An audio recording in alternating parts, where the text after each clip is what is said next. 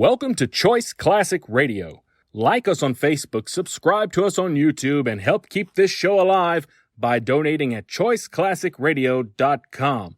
For more of your favorite old-time radio shows, join us on our companion podcast, Choice Classic Radio, Mystery, Suspense, Dramas, and Horrors, where we bring to you the most mysterious tales that the golden age of radio had to offer.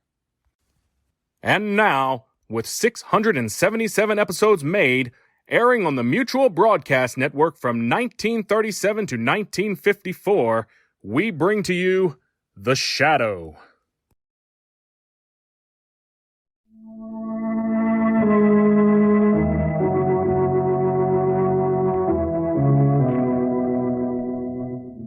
The weed of crime bears bitter fruit.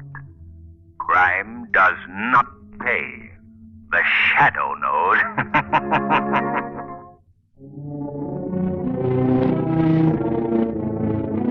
The Shadow, mysterious character who aids the forces of law and order, is in reality Lamont Cranston, wealthy young man about town.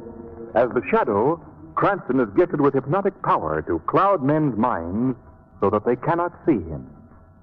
Cranston's friend and companion, the lovely Margot Lane, is the only person who knows to whom the voice of the invisible Shadow belongs. Today's drama, Death Prowls at Night. Snow-covered Adirondack Mountains, in a tiny trapper's cabin, two men lie sleeping, quietly sleeping. Suddenly, the mournful howling of frightened dogs shatters the stillness of the night. One of the men, alarmed, rises quickly from his bunk and calls out to his partner. Pierre. Pierre! What? Wake up, Pierre. What is it? The dog. Something is frightening the dog. What can it be? I don't know. I'm going out to see.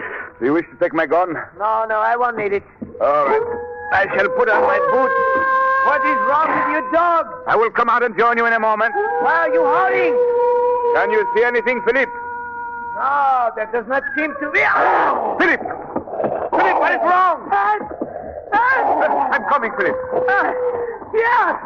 It's a wolf! A giant wolf! The criminal is killing him. Save yourself, Pierre! Save yourself! I must get the gun.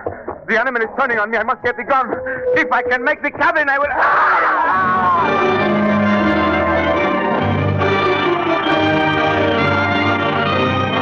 John, I wish we'd stayed in the village tonight. You mean on account of the snow? No, it's just that I don't like riding through these woods like this. Why, we've done it hundreds of times, Anna. I know, but it's different now. Oh, now you've been listening to that wolf story, haven't you? Yes, I have. Well, now that's a lot of nonsense. No, it isn't, John. Too many people have seen him. And what about the bodies they found?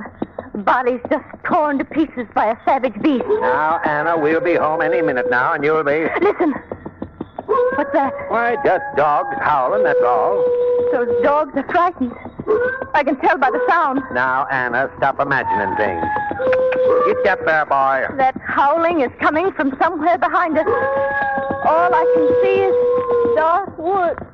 John! Anna, what is it? The wolf. He's running behind us, following the sleigh. It's the wolf. Great heavens. Get up, boy. Get up. John. Faster. He's gaining on us. Well, we're going as fast as we can. He's right behind us now. Here, take the reins, Anna. I'll deal with him. It's too late, John. He's right beside us. He's going to leave.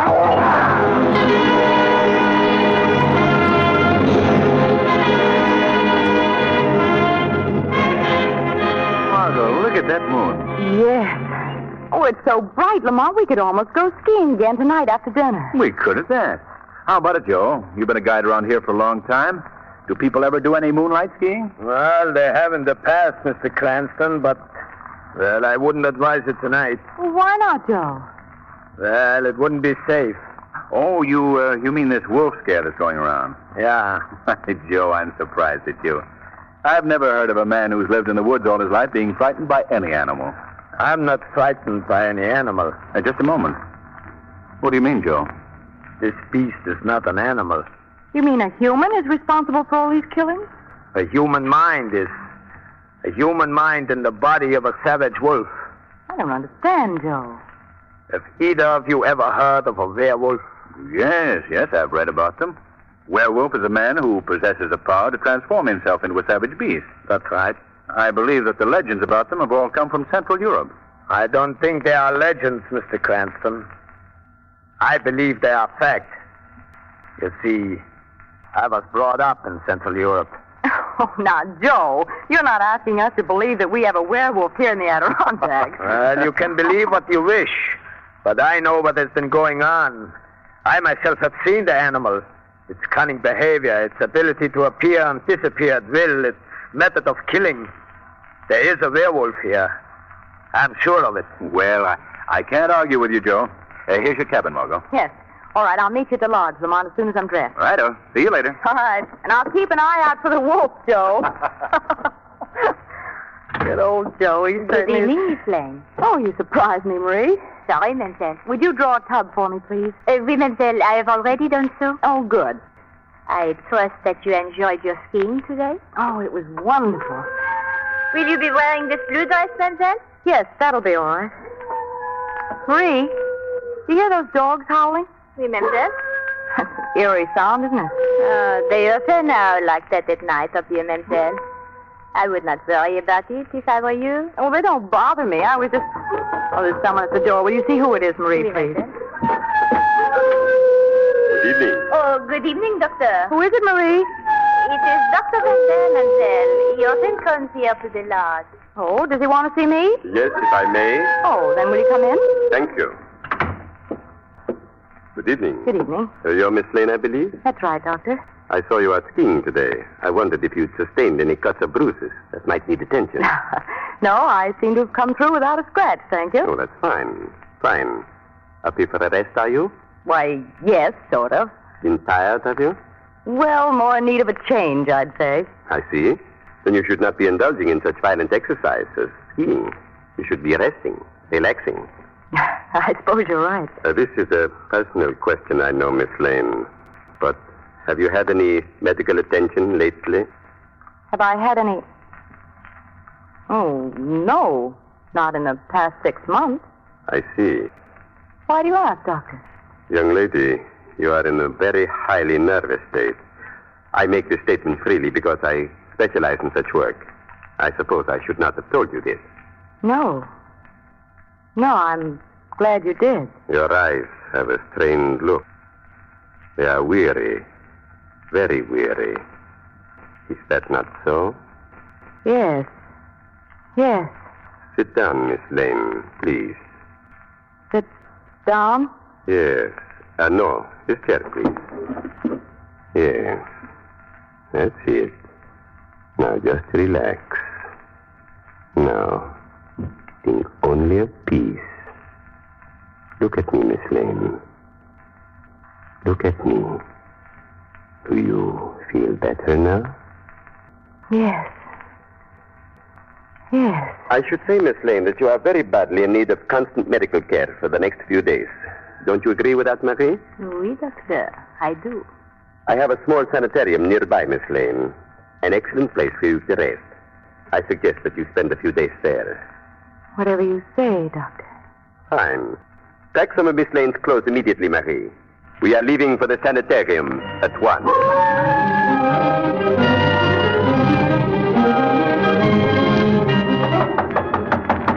Margot! Margot! You in there? Margot! That's odd. Better go in and see. Margot! Margot! Well, she's not here. Has Miss Lane been here at the lodge? No, sir. Are you sure? I'm positive, sir. I haven't seen her since this morning.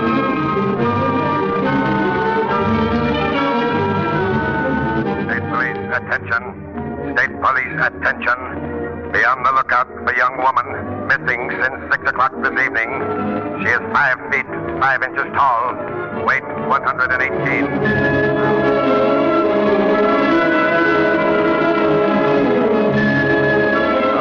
Not a thing, Mr. Cranston. It's been 24 hours now. 24 hours without any word. Yes, I know. Looks bad. Oh, excuse me. Yes? Huh? What? Oh, send him right in. Where? What is it? A man outside who claims to have seen someone just an hour ago who resembled the missing girl. Where? Where did he see her? Well, I don't know yet. You send for me, Sarge? Oh, it's you, Jennifer. Come in. Yes, sir. This fellow's a local farmer. Where did you see the girl?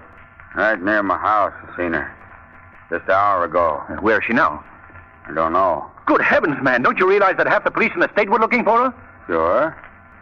Sure, but I didn't have no chance to get near her. What are you talking about? Now, it won't do any good, Mr. Cranston, to rush this guy. Tell us what happened, Jennifer. Well, I was home, like I said. All of a sudden, my dog started howling. He was yelling so bad, I got the idea maybe there was someone prowling around the livestock. So you went out to investigate? Yeah. And then what happened? Well, first I looked around. Couldn't see nothing.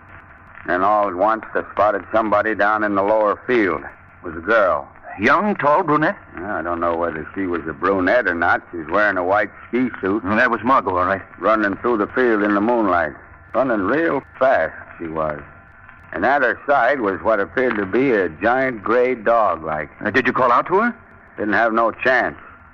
Before I could even say anything, she disappeared over the side of the hill. Sergeant, there's no time to lose.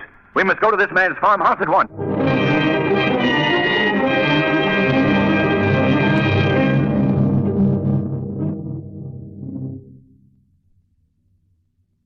And now, back to Death Prowls at Night.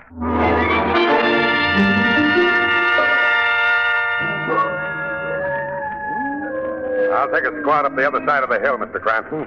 We can all meet back here at the farm. All right, Sergeant. All right, come along, men. Right. Come on over this way here, boys. Mr. Jennifer. Yeah? When you first saw the girl, which direction was she coming from? Back yonder. Are there any other farms back there? Not for a good many miles. Oh, I see. In fact, outside of Dr. Van Dane's sanitarium, there ain't another place in that direction. Dr. Van Dane's sanitarium? Huh? Where's that? About a mile up the road. In the same direction? Yeah. Who is Dr. Van Dane? You must have seen him around the lodge. He's up there quite a bit. Oh, I see. That's very interesting. Could you lead me to the sanitarium of his? Sure. When would you want to go? Right now, Mr. Jennifer. Right now. Now, there's the sanitarium right ahead, Mr. Cranston. Thank you. If you don't mind, I won't go no further with you. The doctor don't like visitors much. All right, Jennifer. I'm grateful to you for your help. That's all right. Goodbye for now. Goodbye. Oh, Miss Cranston. Yes? Be careful. Yes. Excellent advice, Mr. Jennifer. Excellent advice.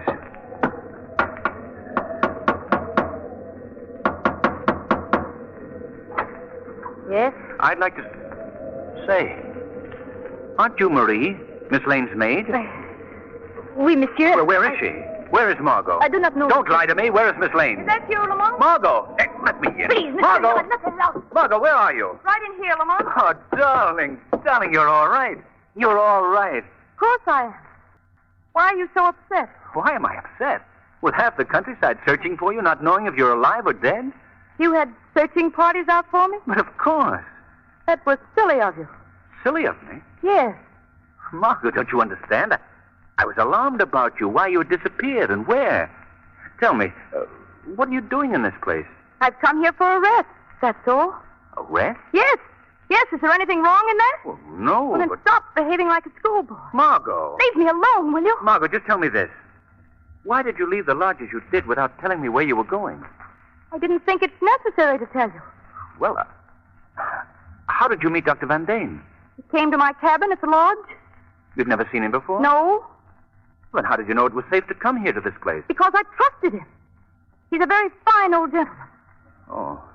Well, where is he now? I don't know. Margot, you were seen several hours ago running through the nearby fields. Why were you out like that in the dead of night? Answer me, Margot. Lamont, will you please leave me alone? I refuse to answer any more of your stupid questions. Very well. Then I shall seek my information elsewhere. I'm going to investigate the other people who live within these walls. I shall visit them as the Shadow.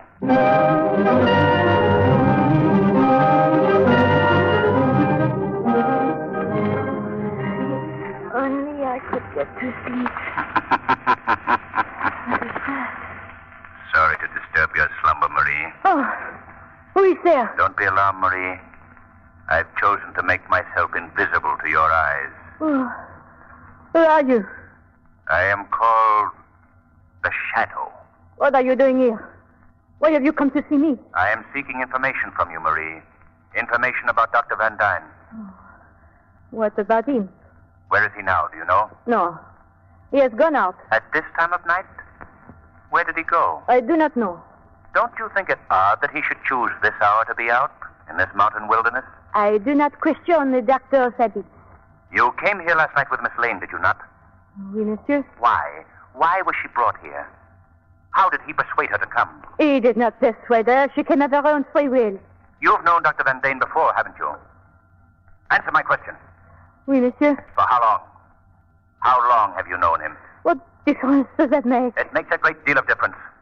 I suspect very strongly, Marie, that you aided him in bringing Miss Lane here. She came here willingly, I tell you. She needed a rest.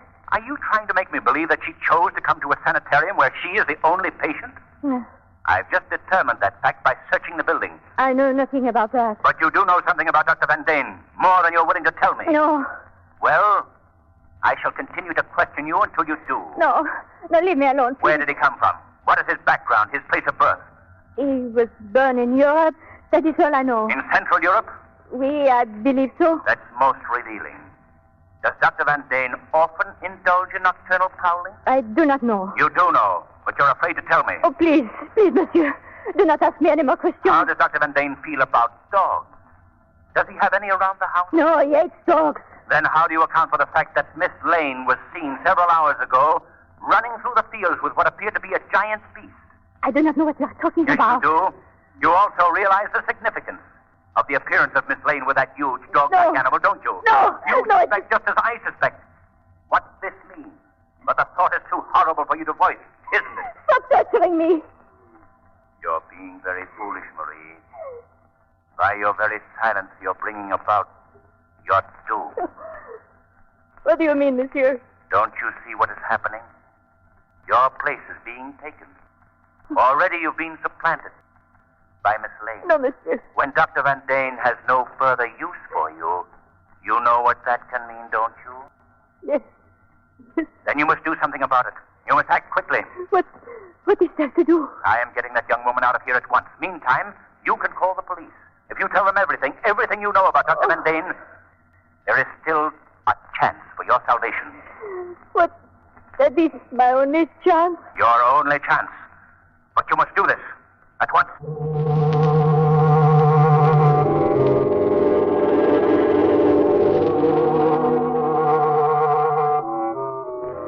Well, Lamont, did you succeed in getting the information you wanted? I did talk to Marie. Are you satisfied now that this is a perfectly safe place for me to be? Quite the contrary, Margot.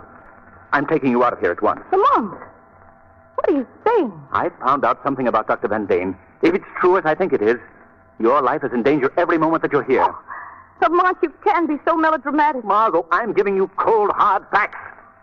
Do you remember the conversation that we had with Joe, our guide, about the people who'd been killed by a giant wolf? Yes. Do you remember his believing that the animal was really a human being? Oh, you mean that werewolf story? Yes. Oh. Lamont, are you trying to tell me that there may be something to that story? Yes, perhaps. Oh, that's fantastic. You're just making up a story in order to get me out. I'm not making up a story, Margot. Oh, no. What's the matter, Monk? You're trembling. Those dogs. Why don't they stop their howling? Margot, why should their howling bother you? I don't know. I just hate the sound of dogs, that's all. Why don't they stop? Margot, I don't know what's happened to you, but this thing is part of it. What are you talking about? This fear of dogs. Oh, the dogs, no. You've never felt that way Oh, before. yes. Then your irritation at my being here and your nervous behavior, the way you're pacing the room right now. Got to get out. I've got to get out. I'm taking you out, Margot. Oh, no. No, I'm so alone. Margot, listen to me. We're leaving here together. Oh, no, we're not. You have no right to tell me what to do. I'm sorry, Margot. You're coming with me. Even if I have to carry you out You of here. dare lay a hand on me, I'll... Oh, I'm sorry, Lamont. I lost my head, I guess. I didn't know what I was doing. Of course I'll come with you. Come right now. Oh, that's better. Thank you, Margot. Will you get my coat, please, in that closet? Well, surely. I don't see them in here, Margot. Are you sure they're in here? Margot! Margot, let me out of here. Next time, you'll know enough to let me have my way. Margot! Goodbye, Lamont. Margot! Oh. I must find the doctor. I must let him know that I'm free. Looking for me, Miss Lane? Oh, I'm so glad that you're here, Dr. Van Dam. I was worried about you. Really? Yes, I heard the howling of dogs. And I was afraid that you might have been in trouble. You need never fear for me. I am too clever for them. Much too clever. Doctor, you seem upset. What's wrong? I just had a most unfortunate experience. Someone I trusted proved herself disloyal. Marie? Yes. She was about to telephone the police. About to betray me. I see. She will never make the call? Never. But come. We have things to do, young lady. The night is short. Time is precious. Come. You have a mission to perform.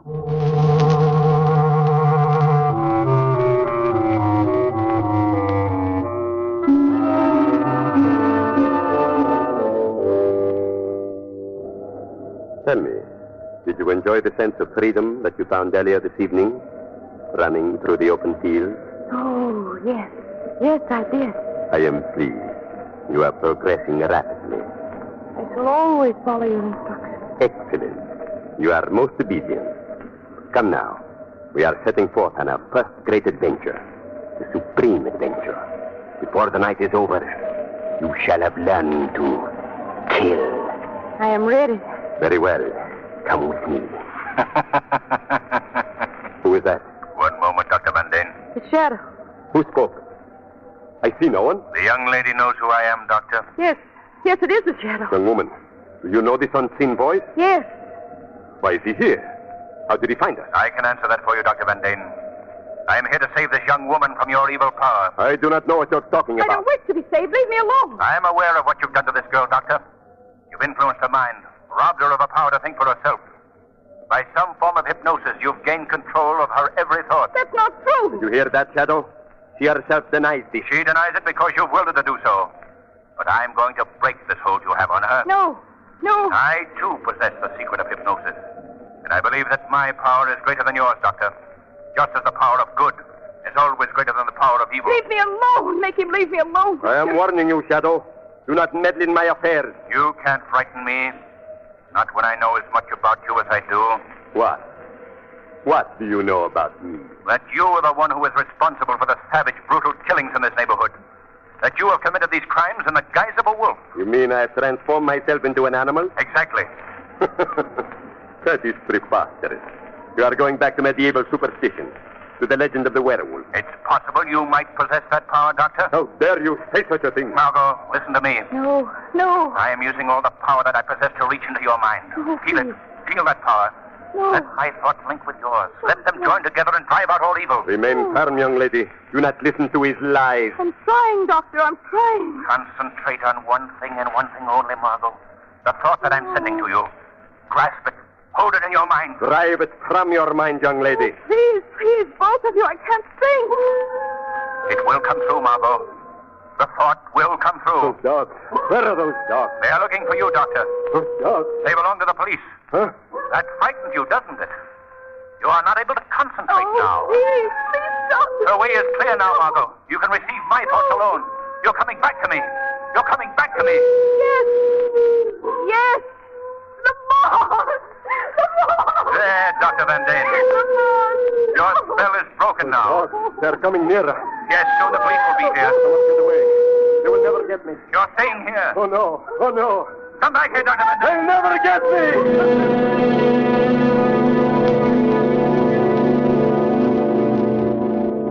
You say I was in his power, Lamont, for all that time? Yes, Margot. Then we must find him. We must. Oh, you What was that? I don't know. That sound came from the trees here. Come on, Margot. Oh, is that you, Kelly? No, it's me, Officer Lamont Cranston. Oh, Mr. Cranston. Hey, you found the girl. Yes. Good work. What were those shots? What were you firing at? Hey, this big fellow here. Lamont, it's a wolf. A huge gray wolf. Yes. Is he dead, officer? Yes, sir. Plenty dead. Well, I guess that's the end of the wolf that's been killing people around here. Yes. The end of the wolf.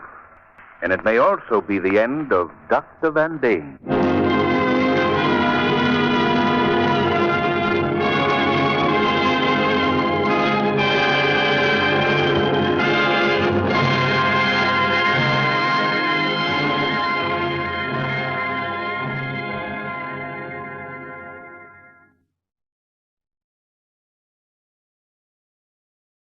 That concludes today's episode.